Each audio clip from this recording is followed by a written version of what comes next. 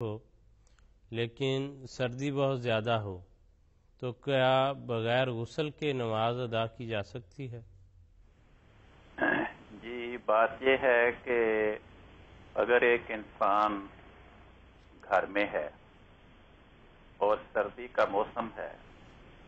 اور وہ تندرست ہے اور اسے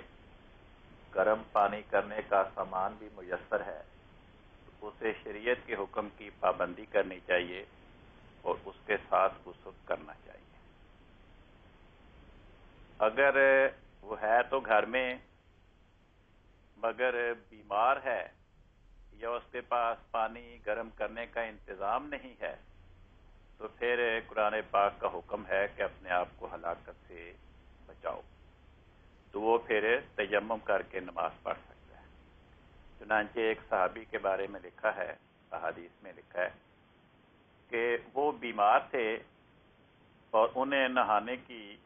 حالت ان پہ واجب ہو گئی۔ انہوں نے کئی صحابہ سے پوچھا تو سب نے کہا کہ بھئی نہانا تو ضروری ہے،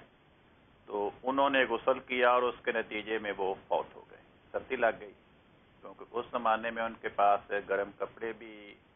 کافی کفایت کے طور پہ میسر نہیں ہوتے تھے۔ جب رسول پاک صلی اللہ علیہ وسلم کو علم ہوا تو آپ نے فرمایا کہ جنہوں نے اس کو نہانے کے ضروری ہونے کا فتویٰ دیا تھا انہوں نے اس کو غلط فتویٰ دے کے ہلاک کر دیا۔ لیکن ایک اور صحابی حضرت عمر بن عاص رضی اللہ عنہ بیان کرتے ہیں کہ غزوہ ذات السلاسل میں ہم گئے تو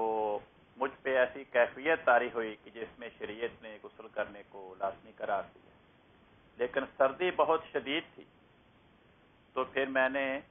بغیر غسل کے ہی تیمم کر کے اپنے ساتھی صحابہ کو نماز باجماعت پڑھائی۔ جب ہم واپس مدینہ میں حاضر ہوئے تو رسول پاک صلی اللہ علیہ وسلم کے پاس دیگر صحابہ نے اس بات کا تذکرہ فرمایا۔ آپ نے مجھ سے دریافت کیا تو میں نے کہا کہ یا رسول اللہ، سردی بہت زیادہ تھی،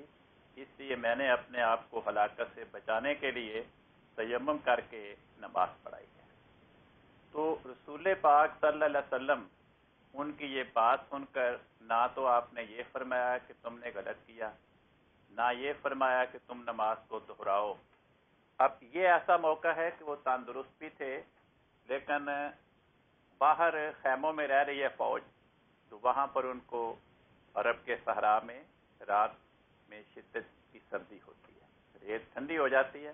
جس طرح دن کو ریت زیادہ تپتی ہے اسی طرح رات کو اتنی ہی ٹھنڈی ہو جاتی ہے، اور سردیوں کا موسم تو پانی گرم کرنے کا کوئی وہاں پہ انتظام نہیں تھا، تو اس صورتحال میں شریعت نے لچک دی ہے۔ تو یہ انسان نے انما الاعمال بالنیات کے مطابق خود اپنے حالات کا فیصلہ کرنا ہے، لیکن اگر کوئی تندرست ہے، گھر میں ہے اور محض پانی گرم کرنے کی سستی کی بنا پہ غسل نہیں کرتا تو وہ شریعت کے حکم کی نافرمانی کا ارتکاب کرتا ہے۔ کہ کل سے بہت